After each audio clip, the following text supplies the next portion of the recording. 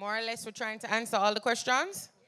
All right, so that tourism question, Karen, it's gonna be after this one, maybe. Maybe. Okay, all right, no problem. So, are we starting with this is our panel that will make the linkage between your events or festivals and the actual tourism industry. As you know, all the statistics have said that now the types of visitors that we're getting, they're not only here for sun, sea, and sand. Some are not here at all for that. They're here for the culture. They're here for the food. They're here for the events. They want to go into the communities. They want, believe it or not, there's so many persons that's saying that, oh, I came here to go to like a one party where me and you probably not even know about. But they see it and they're coming here for it. And so the persons I have on my panel, I have Nicola Madden-Gregg, and she is head of the Gastronomy Network. I have Kamal Banke, he's chairperson of the Sports and Entertainment Network, and I have Simone Harris from Tourism Linkages. And I see that we're gonna be starting with gastronomy. You're gonna give presentations, and then we're going to be open for discussion, all right? So we're going to start with Nicola. Okay, Simone, you're gonna give us the overview of Tourism Linkages? Yep. All right. Afternoon, everyone. It's been a really invigorating day. Very excited to be here representing the Tourism Linkages Network. I know quite a few persons in the room, and I feel honored to be sharing with you today. So I am the analyst responsible for the tourism networks in Tourism Linkages. And the Tourism Linkages Network was created back in 2013. At that time, the focus of the ministry was on connecting productive sectors to tourism. So they started out with a focus on agriculture and manufacturing. In 2016, Minister Bartlett expanded the program to include 5 networks. And those networks are gastronomy, health and wellness, shopping, sports and entertainment, and knowledge. And the reason for taking this strategy is so that we could focus as a destination on leveraging what is called the passion points of today's traveler. So we're focused on food because we know that at least 88% of tourists globally are traveling because of food. And Jamaica is known for food. We have great food. So we're focused on gastronomy. Sports and entertainment goes without saying. A number of your focus, your festivals, your events focus on music and entertainment. And so the networks we have today, Nicola Madden-Gregg, who is the chair for the Gastronomy Network, who's going to speak to the strategy for Tourism Linkages Network and Jamaica on food, and Kamal Banki will speak to the sport and entertainment strategy. And of course, we'll take your questions afterwards.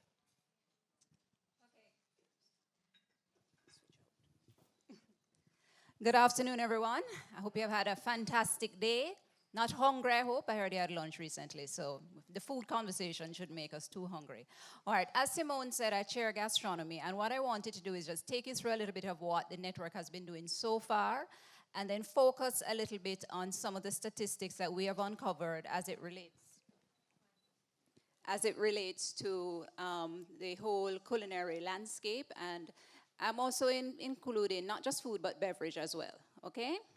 So first of all, I wanted to define what was gastronomy tourism. So basically, it's an experiential trip to gastronomic regions for recreational and entertainment purposes.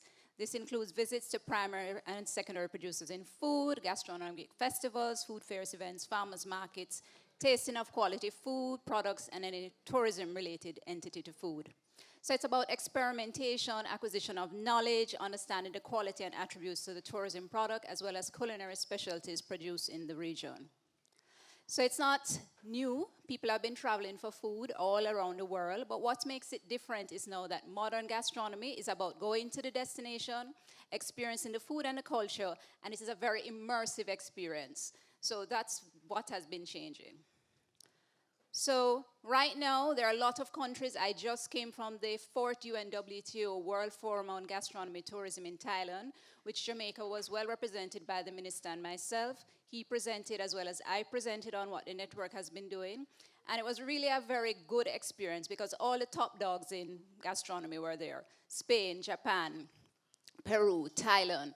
And everyone, big and small, is really focusing on this new wave in terms of how you can position your destination as a gastronomy destination. So Jamaica is right at the forefront. Remember, I said it's the 4th UNWTO Forum on Gastronomy, so this is not something that has been really forefront for a long time. And we started in 2016, so we're really cutting edge in terms of what we're doing. So the culinary tourist is well-heeled, well-traveled, has more disposable income, looks for authentic quality experience, wants to consume high-quality, locally grown products, seeks to expand their knowledge base, they care about the origin of the cuisine, and again, it's immersive. So they plan their trips partially or totally to taste the cuisine of the place or to carry out activities related to gastronomy. And what are the types of activities sought? Worldwide, 79% are looking for food events and festivals. So we're at Festival X, so therefore, you are the answer to their problem.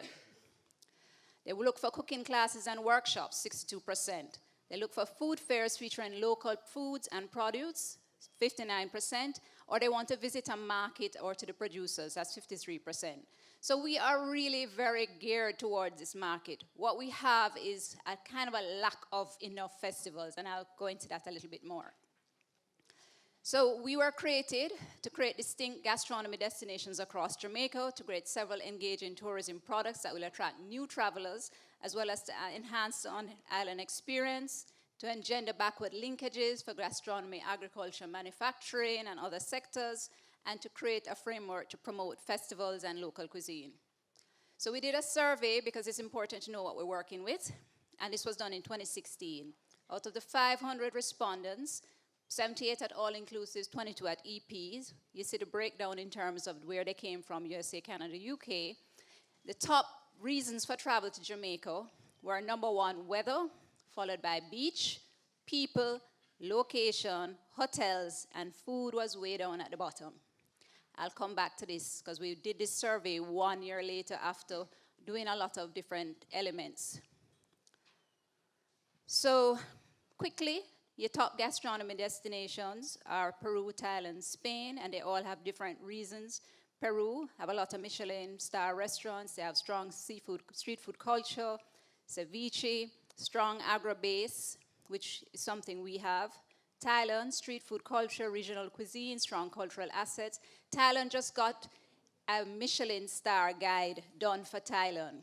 And what is really cool about this, that for those who don't know what the Michelin star is, it's a designation. You can get a 1, 2, or 3 Michelin star depending on how fantastic your food experience is at your restaurant.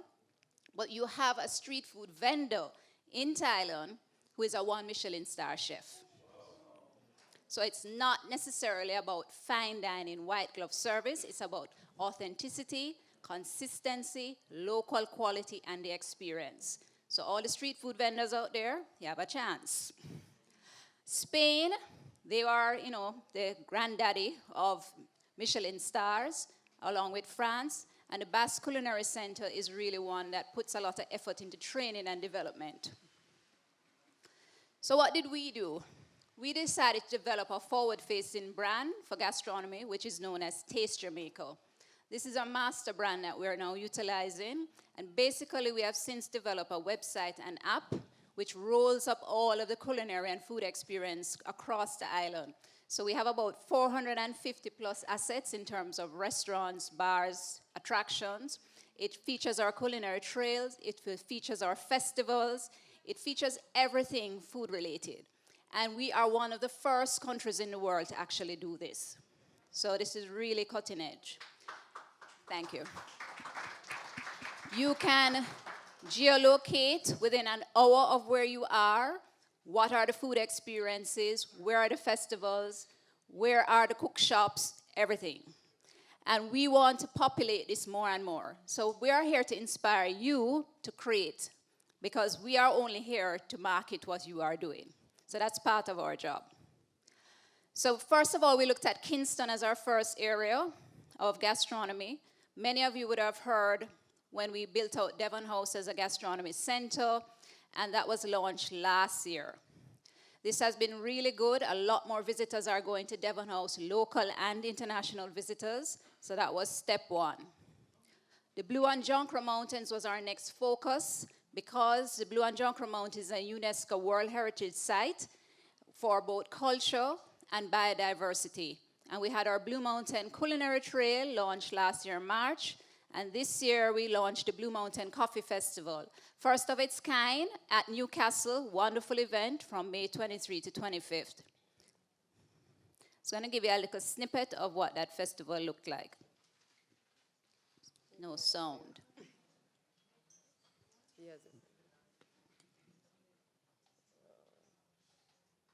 Sorry, no audio, but I can't sing.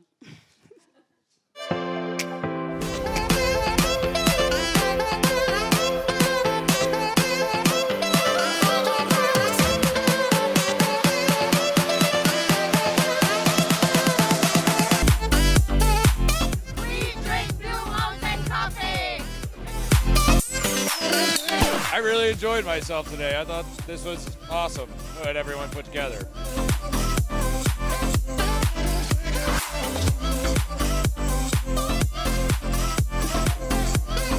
I love my coffee strong, black and sweet. How do you like your coffee? Jamaica, the best coffee in the world.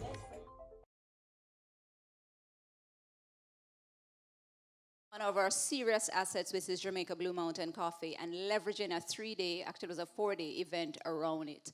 And that is part of what we want people to think about. Not only did we use coffee, but we also encourage persons who participate in the festival to do coffee and coffee-related products. So we had food infused with coffee, coffee drinks, we had a barista competition, persons had, coffee scrubs, various items. So it's really taking the full gamut of coffee. And that went very well. We had over 1,000 participants and really was a good showcase for us. And it will be an annual event. So as I told you, the mobile app and website, tastejamaica.com, download it now, utilize it, share it with family and friends. And we are looking to build it out. So if you have assets and you are in the space, please feel free to contact this young lady over here, Simone, and she can get you hooked up. So it curates, as I said, farm-to-table experiences, we curate festivals, and quite a bit of assets already loaded. I'm not going to run through the results, really. We can send you some of these things, but I wanted to focus on this. In 2015, when we did a survey of international media impressions around food for Jamaica, we had 81 million impressions. And measurement is very important, and I'm going to say this for all the people who are planning festivals, and we'll come back to a point about JTB. And then we decided to bring in a lot of media. We brought media, went to various food and food-related events. We planned specific things to expose the media. They went to Stush in the Bush. They went all over the place. And we targeted it a 3-fold return. So we were looking for about 200 and something thousand impressions within a year. We hit 390 million impressions. So what we're saying is that jointly we can really move this thing forward very quickly. So when you're doing your events, you have to think about the PR element of it, utilizing your hashtags, putting things that are culinary related, so not just the name of your event, but you want to put Culinary Jamaica, and I'll show you some hashtags later on that you can utilize. So remember that survey at the beginning? This was 1 year later. Where's food? Exactly. 24%, 1 year later. So what it says to us is that we started to not only attract tourists who were really focused on food, but we also got those who came to the island who didn't know what the food experience was like to actually now consider Jamaica a gastronomy destination. But there's a lot more that we can do. This is just scratching the surface. So you can see the perception. In 2016, you have 45% perceived Jamaica as a culinary destination. On leaving, it went up to 55. And those who did not perceive dropped from 54 down to 46. So a 10% gain, which is very good. So what it's all about, cooperation. We work with the Culinary Federation of Jamaica, Marshall. We work with UTEC, UE, HAT, and other institutions. We support Taste of Jamaica and the Taste of the Caribbean. Our team is actually going to Miami on Thursday, to compete in a regional competition to hopefully become the top dogs of the Caribbean as far as culinary and gastronomy is concerned. Marsha, if you want to put your hand up, if you are interested in finding out more of the Taste of Jamaica and Taste of the Caribbean, please speak to her. We're looking at expanding Jamaican dishes and menu options. Because when you go to these other countries and you look at their menu in a restaurant, you go 1, 2, 3, 4, 5, 6, 7, 8 pages deep of their cuisine. Then you see a page that says international cuisine. In Jamaica, we're like the opposite. We have international cuisine and you have a section that says Jamaican specialties. So we need to make changes. I'm going to go a little fast because I know other people need to present. We're looking to appoint culinary ambassadors, both locally and internationally, to really push the Jamaican space in terms of Jamaican cuisine, and we're almost about to do that. And I wanted to bring this up because this is something that for all the food festivals we have in Jamaica, this is a list from CNN Traveler, top 10 festivals in the world. 1 Caribbean country is in there, which is Tobago, for their Blue Food Festival. It's the 18th year, and it focuses on dishes using dasheen, which we think is just also Jamaican, right? So why I brought this up is because so many of our festivals in Jamaica is a version of jerk. I think we must have, every festival you have is a jerk festival. And we are trying to get us to go beyond jerk. Jerk is something that 30 years ago, not many people knew about. You had to, 35 maybe, you had to go to Portland for it. Then it spread across the island, it spread across the world. And it's great for us to have a jerk festival, but not every single festival we have must be a jerk festival. So I'm trying to get you to think beyond jerk. What else can we really utilize and expand on? So some of them, chocolate, bacon, eating contests. There's one with fries, gravy, and cheese, dumpling festival. Might be a good festival Porridge for Jamaica. Championship. World Porridge Championship, yeah.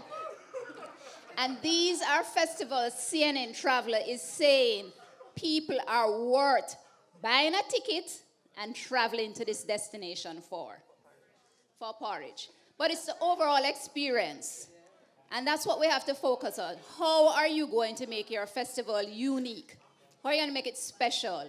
We have a habit in Jamaica, we go and we see something and everybody replicate it. And we figure if I can do it better than the next man, I'm going to be good. So we end up with 10 jerk festival. Everybody doing the same thing. So think outside of the box. Porridge festival. So marketing and promotion, you have to understand the seasonality of demand. That's something we have a challenge with when people come to present for sponsorship. What is a summer market versus a winter market versus a fall market? What are the tourists that come at that time? Summer is a lot of kids and families. Fall is a different kind of client. You have more couples and singles. Winter is a mix, but there are more here for Sunsea and Sands. So you have to think through all of that. Peak versus off-peak. Which resort area is best suited for your event? Schedule your events during off-peak season. You're more likely to get support from tourism and from the hotels for comp rooms. Some of our players in the room know that story very well. Plan early, know your target audience, what your target numbers are. Align your profile of your event to the profile of the resort area. Nothing is worse than going into a resort area with an event that totally is contrary to how that resort area wants to exist. You don't want to go down to the South Coast and plan a dream weekend. That's a Negril type event, suited for Negril, but probably not so suited for the South Coast. They're more quiet, laid back. They're definitely a calabash kind of a place. Consider the structure of your resort area and seek partnerships. I heard this question came up earlier, and since I sit on the events board at JTB, I will try to answer it. So, JTB has an application process for event endorsement and event sponsorship. Majority of us think that a 6 weeks to 8 weeks planning window for an event is fantastic, but not for the international market. Minimum, and a really minimum, 6 months. If you're coming to JTB, you should be coming to them, better yet, a year in advance, right? They want to be able to take that event and leverage it and help to market and push it into the international marketplace. Remember, people are figuring out where they're going to go on vacation, so they need to plan. JTB needs to send it out to their field reps who have to sell it at every sales blitz they go to, so they need to plan. Some of the issues. When you come to JTB, they're looking for two main things. Heads in beds, which means how many guests you're going to bring to the island. And 2, PR equivalency. Is this event something that's going to generate a lot of press? So those are the 2 real deciding factors on which JTB evaluates an event. Sometimes the budget is limited, so sometimes you may have an event that doesn't get endorsed. Like I told you, we might have 10 or 12 applications for a jerk festival. JTB is probably going to analyze and say which one have been long established, which one have an international marketing plan, which ones have a track record, because it doesn't make sense for JTB to sponsor 12 jerk festivals, but it may make sense for them to sponsor 2. So you might say, how come they sponsor theirs and they don't sponsor mine? And that's some of the reasons behind it. They also need to see that you have other sponsorship. JTB doesn't want to be your sponsorship of first and last resort, and nor are they going to sponsor your event in totality. They are going to sponsor a portion of your event. So sometimes we see people come asking for 50% of their budget. Not going to happen. You also need to prove to them by statistics after the event that what you put on that application form in terms of heads to beds, PR equivalency, I'm going to bring in this media, I'm going to promote on this radio station, I'm going to do X and Y and Z, that you actually did it. And that you can say to them, I brought in 10 tourists. Well, they probably won't sponsor you for 10 tourists, but they'll endorse you. But if you say you're going to bring in 200 visitors, be able to account for that. So how you manage your ticket sales, how you deal with the hotels so that you can have actual proof of what you have said. And you need to have your flyers, your high-res photos, your press releases, your high-quality video footage, and Kamal will speak a lot more on that because he has a whole program around that, that they can use to market. I'm going to jump through. So JTB, as I said, assists with blitzes. They promote in the market with travel agents. JHTA also is a good partner to have on board. We all work with JHTA and JTB. There are magazine, websites, guides that you can get into. Once you have those endorsements, you can get on visitjamaica.com, jhta.org, and they also give you sales leads. These endorsements provide legitimacy, as well as you have many events that they have key endorsements to and sponsorship of. So what does Linkages do as a committee? We provide recommendations to JTB and JHTA in terms of when gastronomy events come up, they will ask us, what do we think? How do we think it works to the overall strategy? Remember, Linkages sits under the Tourism Enhancement Fund, which sits under the Ministry of Tourism. So does JTB, so does the Tourism Product Development Company. And so there is an overarching strategy that we all must subscribe to as to vision. We can provide technical and development support, training, endorsement, marketing and promotion through tastejamaica.com, and help to coordinate media and PR support with JTB. These are some of the festivals that we have worked with or looked at in the past, who are probably some of the more organized festivals. And why I say organized is we can't go to market and push the international visitors, festivals that are not of a certain level. So it's important that you also benchmark some of the events that are already out there. Okay. And last but not least, as told you about getting the word out. So hashtag Kingston, because Kingston is our first gastronomy center. Hashtag Jamaica, hashtag Jamaican foodie. Visit Jamaica. Jamaican food. Devon House, Blue Mountain Culinary Trail, Feel the Vibe Jamaica, and our latest hashtag is Join Me in Jamaica. So when you're promoting your events, it is good for us to add these hashtags in. All of you are on social media, know about the issue of virality and pushing things to the top. The more people see Jamaica and Jamaican events coming up and seeing this push out, is the more they'll have interest, the more they'll pay attention. And that's where I'm going to stop for now and pass on to Kamal. Thank you. Thank you so much, Nicolo. I think we all agree that she gave us quite a lot of information, right? For persons who didn't know a lot about gastronomy, and also quite a lot of statistics. And if you realize the thread going throughout this day is that data means a lot for those who you're going to partner with when it comes to your festivals. Kamal, are you ready?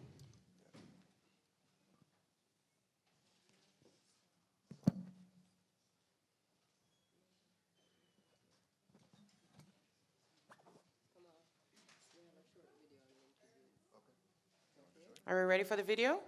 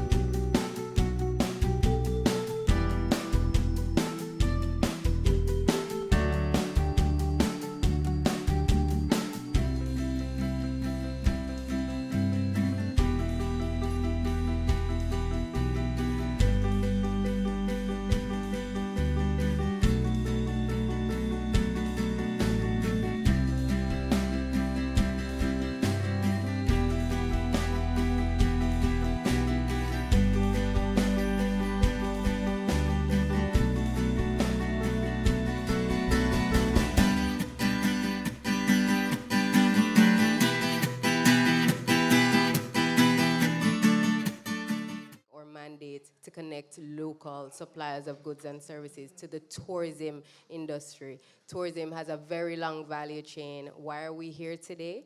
Why are we here today? Because it's important what you do. Experiential tourism is what we are exploring. Those are the new kinds of products, the new kinds of spaces that we are working hard to create here in Jamaica. Earlier on in our several presentations, it was mentioned, experiences, right? Festivals, it's about experiences. So we're trying to mine all those experiences and make sure that when visitors come to the island, they know where to find them, they know where to find you and your Before they products. come to the island with Taste Even Jamaica. before they come, even before they come to the island. So Kamal will speak specifically to sports and entertainment and make that connection for you. Over to you.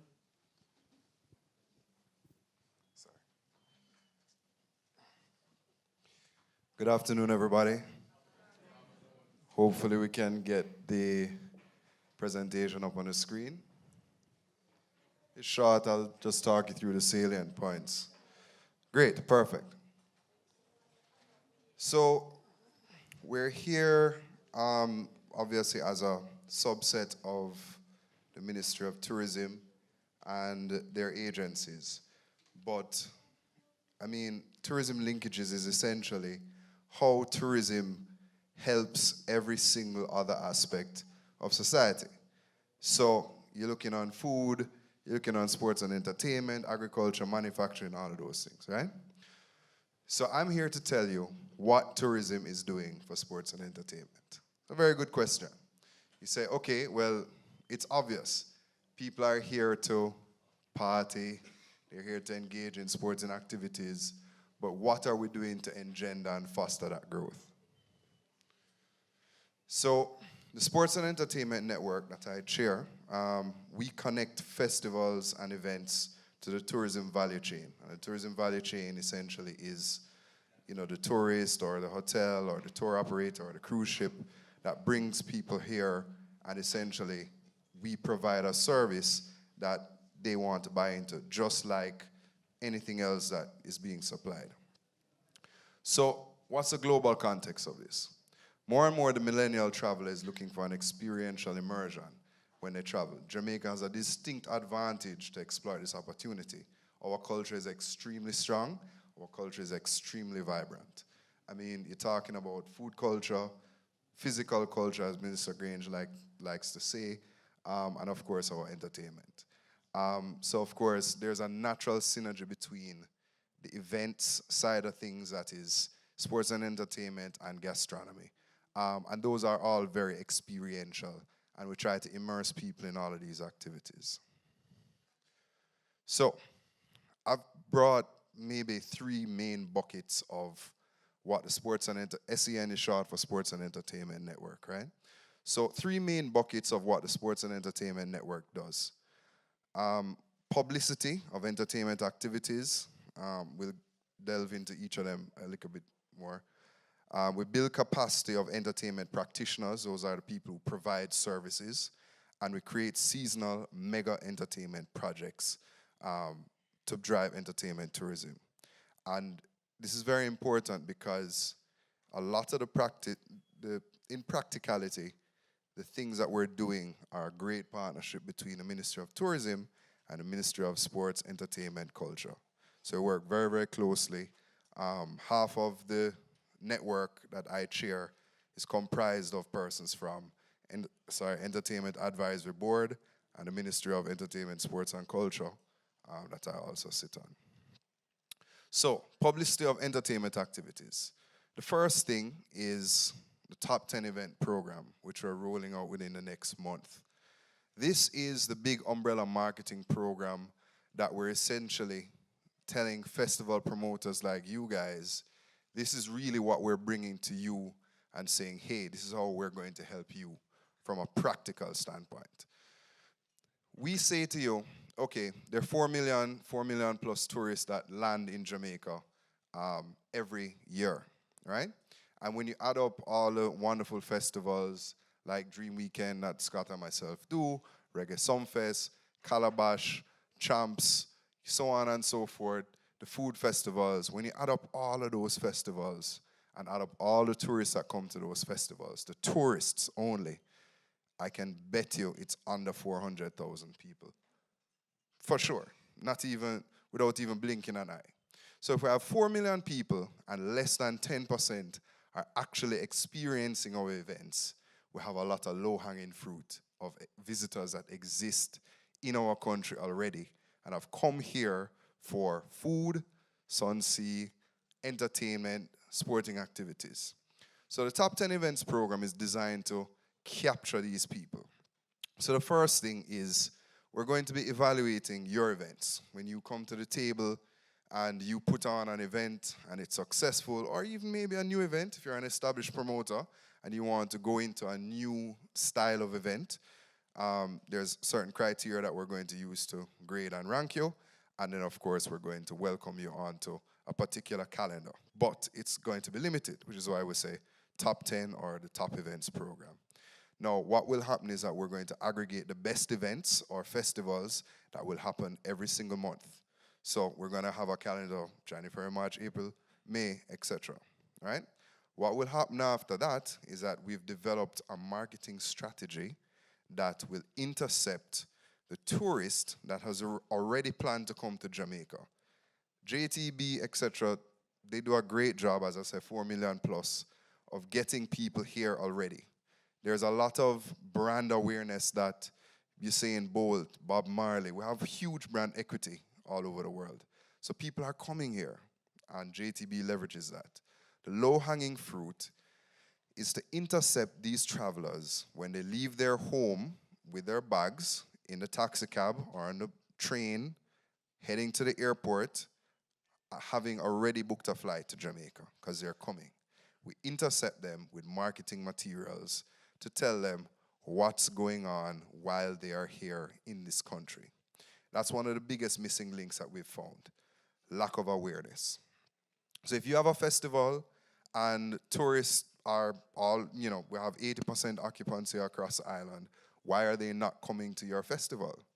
They don't know about it yet. So this program seeks to solve that. So essentially, when you get on the plane, in the in-flight magazine, we're going to be there every month. Obviously, we'll change it month to month, but we're going to be there. When you land in the airport in Kingston or Montego Bay, you're going to have a kiosk. You're going to have brochures, digital signage in the airport. When you walk in out the airport, we're going to have attendants trying to hand you brochures to tell you what's coming up this month while you're here in Jamaica. When you land in the taxi cab or the Juta bus, we're going to have a little pocket on the back of the seat that's going to have the brochure in there that's going to tell you, hey, guess what? If you missed the 5 things that I was trying to tell you inside there, we have it again for you. When you reach to the hotel that you're staying at or some of the registered Airbnb properties, on the restaurants that Nicola has listed on the Taste Jamaica app, we're going to catch you there because we're going to have a brochure system that distributes all island. Additionally, we're going to have a microsite, which obviously is, the way of the future, to tell you digitally in the World Wide Web what's going on, when it's going on. It's going to be hyperlinked to your events, to your own websites, where you're going to be able to directly sell your festival tickets, event tickets, arrange transport, so on and so forth.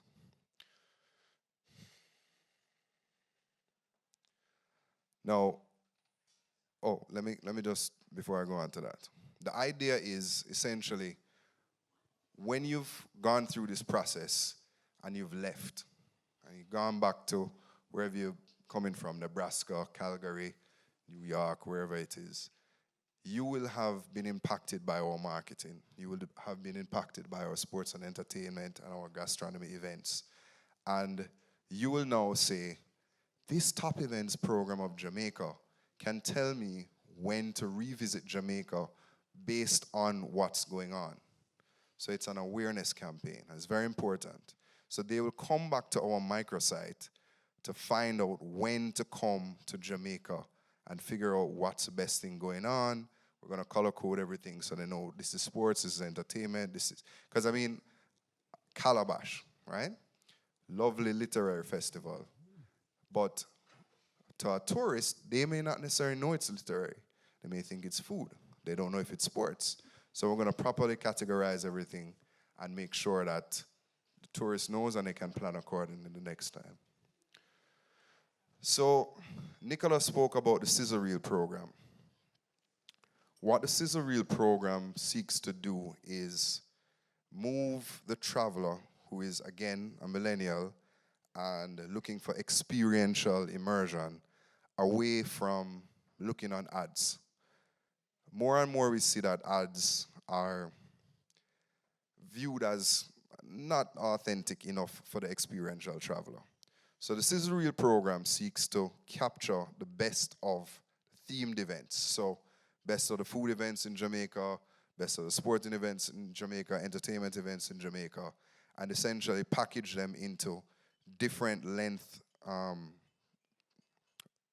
video clips that will essentially be shown directly through digital marketing to the potential tourist and says to the tourist, guess what, gentlemen, guess what, ladies, you have the opportunity to immerse yourself in this authentic event, authentic activity. And this is actual footage from the event. You can look, it's like taste and buy. You can look exactly what it's going to look like and make a decision to come to Jamaica based on that visual, audiovisual immersion. What we have found is that when you show an ad to somebody versus when you show an after movie of an event, they're more likely to come to the destination as an experiential traveler. Yeah, as an experiential traveler based on this authentic experience. So, we spoke about building the capacity of entertainment practitioners. The most obvious one is what we're doing here, partnering with other ministries and agencies to host conferences and symposiums in sports and tourism and entertainment tourism to train and share knowledge across disciplines and across borders. This significantly helps us in terms of ensuring that we know what's going on with everybody else and we share best practices across the room. Another significant program that we've been executing is the DJ Academy. What's the final name for it, Simone? DJ Academy Jamaica. Original, right? But DJ Academy Jamaica, 2018 was our first year in practice. We're graduating 26 DJs next week Wednesday or Thursday. They went through a training program with Delano from Renaissance, who went into the hotels and taught the DJs that are already employed in the hotels how to be better DJs. So he went down there, spin some music, put on a great show, entertain the hotel guests, and then the following day, when all the entertainment managers and all the DJs that were there at the party last night said, Delano, how you do that, how you do that? He went through the backstory of every mix, every transition, everything that made the experience great. So essentially, what it is that we're lifting the overall profile of the DJ in the hotel resort so that their experience, your experience as a tourist, is going to be better overall. Sandals is here. Definitely. So they support everything that we're doing. We're extremely happy. As festival promoters, this is also extremely important for you. The aggregating and branding of mega entertainment projects. All of these three things that you see listed here are an amalgamation of events and activities that happen during a seasonal period. Nicola spoke to how JTB likes to market. What we have found is that once we brand things like Reggae Month, Carnival in Jamaica, Jamrock Summer, we set dates, JTB can actually take that information and market that seasonal activity with the proper IP internationally and get people coming to Jamaica, not just for one weekend, but for a month or 2 weeks or in the case of Carnival, or Jamrock Summit, which would be in the case of about 2 months. The idea is that we'll essentially have the ability to put real marketing dollars behind the umbrella marketing program, which, of course, a lot of these feeder events are going to be a part of. So like Reggae Month had over 70 events in 2018. Carnival in Jamaica had over 60 events. Hopefully next year we will actually execute Jamrock Summer, and that will have over 100 events. Right. And the idea is your events can be listed in these programs. The cornerstone of all of these promotions would be a website, which is essentially going to be a hub where all the information resides. A calendar of activities, transport options, things to do during the time period, direct hyperlinks to your event pages. Again, this is very important for direct sales. And this is administered through, a nice secretariat, properly marketed with a promotional campaign that is done partly locally by local marketing practitioners, and some of it is done internationally by the Jamaica Tourist Board. And then essentially, we'll be a nice hub for information and commerce. That's it. All right, so we want to thank our panelists from the Tourism Linkages from the Ministry of Tourism. But we're gonna... Shameless plug, I'm sorry. Christmas in July, July 19th, Jamaica Pegasus. Come and check out our local manufacturers, 100% Jamaican-made products. Okay, now we're gonna open up for some questions, and I'm going to start. I know that this is one that everybody wants. How do the participants in this room link with the Tourism Linkages networks? They want to know how they would be able to be a part of all the things that you spoke about, whether from a gastronomy point of view or a sports and entertainment point of view. Okay, our main coordinator is sitting beside us, Simone Harris. Simone will give you her email. So anybody you want to find first, you find her. Kamal and I do not work full-time for the Tourism Linkages Network. We actually, yeah. Sure? even though we feel like we do, we actually have full-time jobs, but it's a passion for both of us. So we're in it voluntarily, not being paid a cent, but really think that this is something we have to do for our country. So we can also give you our email contacts, it's not a problem. But what gastronomy recently discussed is putting together an affiliate network, because obviously we can't have everybody sitting on the committee, else we'll never get anything done. So we have small committees, we have roughly about 12 persons on each committee.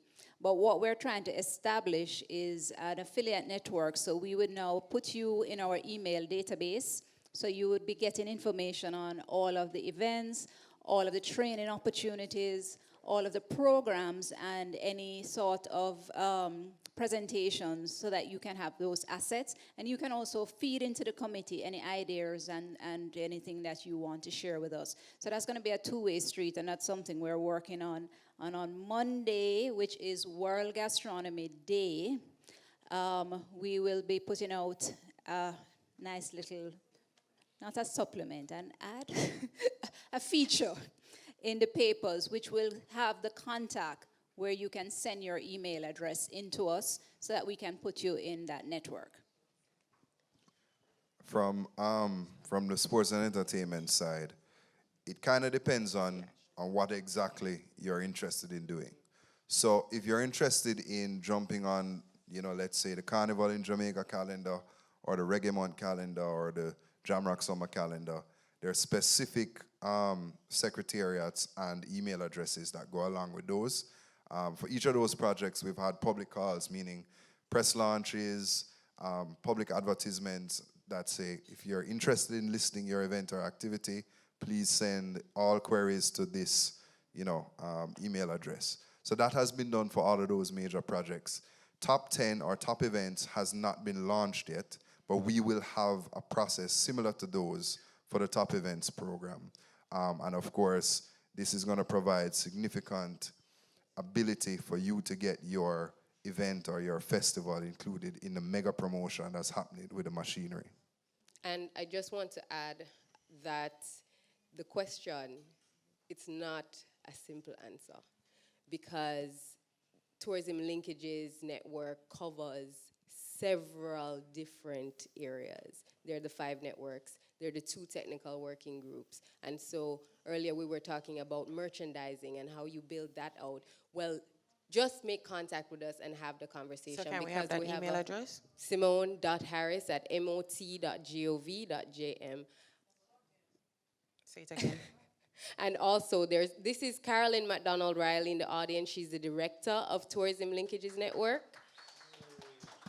Hi, Carolyn. Thank you, Carolyn. Yes. Our boss. Yes, all our bosses. And she's been doing this from the very beginning. So we have her to thank for all the progress that has been made.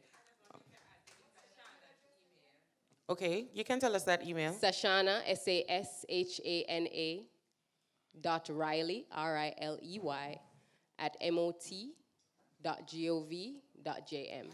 And you will, all the participants, just to know that the information you shared with us through your email, we'll be sharing it with the Tourism Linkages team as well. I have 3 questions. I have Ashley first on this table. But we want it because we're videoing, so we need the sound. Good afternoon, everyone. I noticed that there's a lot of attention that is being placed on entertainment and sports, but is JTB going to be focusing more on fashion and visual arts as far as Jamaica is concerned? Okay, we have a network that's called Shopping. So the Shopping network is actually going to be focusing on fashion. They have a activation that is coming up soon. I don't want to preempt the chair, but listen out for it. As I said, everything we're doing has deep connections with what we figured visitors want, but also the back-end supplies to the industry and how we can utilize our assets to focus on the passion points of the visitors as well. So yes, fashion will be dealt with under Shopping. Thank you so much, Ashley. We have Mrs. Olainka Jacobs-Bonnick. Thank you. Good afternoon. First of all, thank you all very much for being here this afternoon. Really appreciate it. The question of authenticity is something that has been mentioned systematically throughout the day by a number of different panelists. Now, authenticity is, of course, extremely important in cultural marketing, but it can mean different things to different people. You can create new authentic experiences. So I would like you to please define from your point of view what authenticity means, because I think it's quite important for the festival producers to have a good understanding when we speak about authenticity, what is it that we're referring to specifically? So from the sports and entertainment perspective, what we consider authentic, luckily is what exists in the marketplace currently. So it's not contrived. We're giving you a snapshot of what's actually happening there. So when we're talking about the entertainment industry, you're talking about reggae concerts, you're talking about street dances, Nicola will tell you about authentic food experiences, you're talking about champs. Now, what I was mentioning or alluding to with the scissor reel concept is we're actually filming all of those and packaging those so you can actually see it in its true form. And then you can make a decision if this experience, which is really just live footage, is really what you're looking towards. You have one, Cued? Okay. I think maybe I'm going to be a bit provocative, but I suspect that came up because people may be thinking, if it's not 100% Jamaican, as in traditional, it may not be authentic. But having, especially for food, having traveled quite a bit extensively around the world and just coming from this gastronomy forum, Carolyn and I participated in a cooking class, a Thai cooking class, and we prepared egg custard, green curry paste, and a little, baguette. It was called a golden bag, which was pork in a little, what do you call that? Phyllo pastry, right? And was that authentic Thai food? 100% so. Are those dishes available in other countries? 100% so. But it is how it's prepared, it's the ingredients that are used. So what I want Jamaicans to think about is not just traditional Jamaican food. I always say this when I speak to people. Ackee and saltfish was created by one person, I'm sure. Somebody some long time ago sat down and thought that would be a good combination. Same thing for stew peas, same thing for everything. In Jamaica, we think that a new dish created by a chef today is not necessarily Jamaican food. I'm sure when the first ackee and saltfish was done, people were like, what is that? But it is now very much 100% Jamaican, even though the saltfish don't come from Jamaica. So for me, what we have to realize that authenticity means Jamaican hands, Jamaican ingredients. We are out of many one people. Similarly, we can be out of many one food. Similarly, we can be out of many one entertainment and sports. Why are we having a bobsled team? Is that authentically Jamaican? But it's now very much Jamaican. So we have to look at owning new products and services that is Jamaicanized to our authenticity. So that's how we grow out our industry. That's how we grow out our products and services. And that's how we make Jamaica much more diversified by owning the things we create. New things, not just looking at the traditional and say, if we don't make it if my grandmother, my great-grandmother wasn't doing it, it's not Jamaican. No, but when they were little, the things that we look as traditional Jamaican, they weren't doing. It was just being created then. So that's how I look at it. All right, thank you so much, Nicola. And we have Ingrid. I don't believe, I'm not sure whether it was actually in the video that was presented or in your presentation, Nicola, but the number one priority for JTB seems to be tapping into new markets. Have you guys clearly defined that, whether it is a demographic, psychographic scenario, and can you speak to that for us? Not only new markets, Ingrid. I think part of what we are looking at is with our current markets, you know, for a long time, the focus was on Sunsea and Sand, and a lot of our visitors came for that. And you saw the shift that we're seeing, and that's a shift worldwide. So it is looking at the current markets, finding that new consumer who may not have looked at Jamaica before, but wanted that experience, and we didn't have the assets put properly in front of them. So it is going to our same markets, but finding that traveler within that market that also wants these other experiences. So we're not giving up Sunsea and Sand, but we are now leveraging everything else for that new traveler. And that new traveler could be the same traveler, because if you're like me, one vacation you want to lie down on the beach and do nothing, but the next one you want to trek up in Machu Picchu, and you know your demands change depending on how old you are or just how you feel. In terms of the new markets, obviously, there is a growing millennial traveler, the younger generation that is very much into experiential. But they exist in our traditional geographic markets. So that's now looking at a different traveler, but from the same source market. Outside of that, we are obviously looking at the Chinese market, we are looking at the Indian market, but we haven't really captured those markets yet. And that requires a lot more additional work, language and other things that we have to offer. For example, in Thailand, when you go to the buffet, because they have so many different unique markets, when you go for breakfast in the morning, there's a Japanese influence section, a Chinese influence, a Western influence, a Thai influence, because they recognize that they have to cater to the different tastes. I had mainly Western food, but I ate Thai, I ate Japanese, because you want to sample everything. Sometimes in Jamaica, we get caught up where we say, the hotel's not serving enough Jamaican food. We do. We serve a lot of Jamaican food. Many hotels have Jamaican themed restaurants separate. But then you have to graduate a customer into your taste buds. So you still give them a little bit of their food as well, while you introduce them to your food. Okay, thank you so much. That's all the questions we can take. One more hand. Can I take one more? One last one. Blessed love, good afternoon. Good afternoon. Good afternoon. I must say, give thanks. It's a very informative conference, one of the most friendly I've ever been to. And also, I want to introduce myself as a reggae singer, Prophecy. Many of you might know me. I came through the vine of the Red Stripe Big Break 205 and Sunfest that was sponsored by IRFM. Also a big part of the culture of Jamaica, a part of the IRFM running African in Search of series. I'm from the parish of St. Thomas, and I had a festival now for the third year. That's called the Reggae Life, a very unique name to Jamaica as well, that has been acknowledged by the Minister of Culture, Gender and Sports from the get-go. Now, we started it through an initiative where, my creativity come about. I'm from the community of Lyson, so I live right behind the hospital. Now, we have grown to know the roles of responsibility and knowing that I've get myself a youth foundation, adapted the ward at the Children's Ward Hospital. Now, many of you might know that the hospital is on a development now. We started at the beach, and I see that the Tourist Enhancement Fund was at the beach.